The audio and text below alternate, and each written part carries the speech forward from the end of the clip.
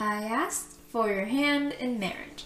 A Percabeth Royal Alternate Universe fanfiction, Part 7. Percy sighed.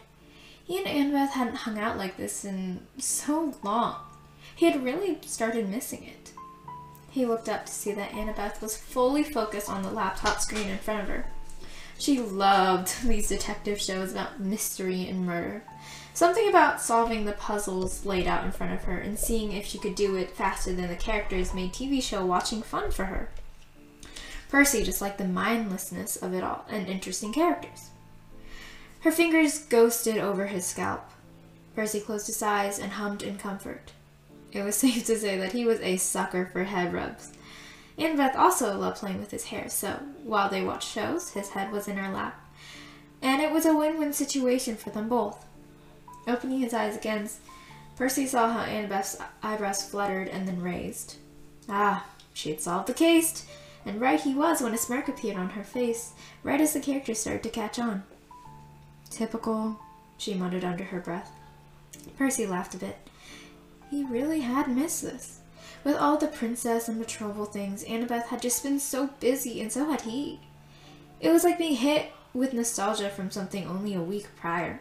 He just loved hanging out and doing nothing with her, and always had and probably always would. Though, after he got betrothed, this really couldn't happen anymore. She'd take on more duties with planning balls and treaties and weddings, and then suddenly she'd be sent off into the town, never into the castle again, aside from the rare occasion of something. Percy wasn't a crier per se, but it really brought him to tears to think that this may be one of the last times he would get to spend a lazy Saturday with her. He took in a breath and flittered his eyes over Annabeth's features. In past years, the royal overseer had been a wise old man, so when his father had gone to his home and had weekly chats, it didn't seem odd or wrong. But Percy wasn't daft. He knew it wouldn't be the same for him and Annabeth. There had always been rumors about a secret romance between them, which was totally wrong for many reasons. His future wife and her kingdom would not appreciate him being so close with her. They'd no longer be able to be the best friends that they were now. It would all have to be professional and stoic. Percy hated that, but it was probably going to happen. "What are you thinking about, Seaweed Brain?" Annabeth asked, breaking him out of his reverie. "What?" He blinked at her. She rolled her eyes and smiled down at him still. "I said, what are you thinking about? You do not normally have that look on your face unless you are deep in thought, and that rarely happens," Annabeth said. It never ceased to surprise Percy just how well she knew him. I'm just thinking about the betrothal and all of that, and how it might change things. Sort of. That kind of, yeah, he admitted. Annabeth raised a golden eyebrow. "What do you think would change?" she asked. Percy sighed. "Our friendship, things that we do, all that. I mean, I know there will be rules put in place once everything is announced, but I can't help but think about it. You'll have to move out. We're not going to have our sleepovers anymore. Or worst case, we can't even hang out all day like we do now. Honestly, I don't want anything to change. I'm happy with how life is right now, and, it'll shake things up. A lot," he admitted, looking up at Annabeth. It wasn't often that Percy voiced his fears to people, especially out loud in such a direct way. However, he had always filleted himself out openly to Annabeth. Now was no different. She already knew all of his deepest fears, greatest worries, and most irrational thoughts. There was nothing to hide from her.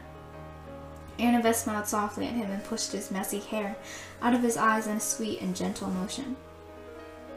"There is no need to worry about change," she said with a little laugh. "Things being different are not awful. If anything, this change is going to be good. You're going to have a love in your life, and a family. It is going to be wonderful. It will be even better than our friendship." Percy stared at her, utterly shocked. What could be better than their friendship? Whatever it was going to have to be something absolutely godly. why was everything about this future an unnamed queen? Percy understood a lot. He understood the schematics and why he was supposed to get betrothed, but he didn't understand why they were pushing for it now. Percy, he never felt like he needed an official queen to help him with all the ruling. He had Annabeth for that, after all. The only real reason for them to go through with this process now is for the sake of appearances. Why do I need a queen now? He asked. So you can produce an heir, Annabeth replied. Percy scoffed. And I need one now because why? Annabeth snorted and laughed a bit at his snarkiness. Look, you are supposed to be betrothed by this age. And normally, you crown princesses are. It is just how it works. However, you, Percy, have scared away every single girl. She teased. Except you, Percy said, poking the side of her stomach. I don't have a choice, Annabeth teased. This is the age where you find your queen. Your country needs to know that their royal family is continuing, and they need time to love her as their own. She needs to learn how to rule her kingdom with you. You can help me rule, Percy pointed out, earning a harsh glare from Annabeth. You are impossible, she sighed, shaking her head. No, you, Percy said childishly, and stuck out his tongue at her. She did it right back. Take that idea out of your head, Annabeth said, rapidly tapping her fingers against his skull. Percy made a noise and swatted her hands to stop.